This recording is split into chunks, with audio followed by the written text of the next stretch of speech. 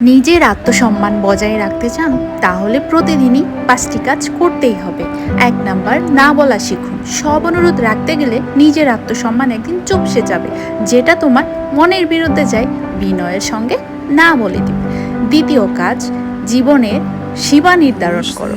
কে তোমার সাথে কিভাবে কথা বলবে সেটা তুমি ঠিক করো, অন্য কেউ নয়। 3, নিজের কাজকে সম্মান দাও। তুমি যদি সংসার করো, গৃহিণী হও, এটাও পূর্ণ সম্মানের কাজ। নিজেই যদি ছোট ভাবো, অন্যরা তো অবহেলা করবেই। 4, আত্ম উন্নয়ন চালিয়ে যাও। প্রতিদিন 10 মিনিট হলেও কোরআন হোক, রান্না হোক, নতুন কিছু শেখো যা নিজেকে সম্মানিত করে। 5, কষ্ট জমিয়ে রেখো না। চুপ করে থাকলে অনেকে ভাবে তুমি দুর্বল। কথা বলো, তবে নিচে নেমে নয়, শান্ত এবং দৃঢ়ভাবে।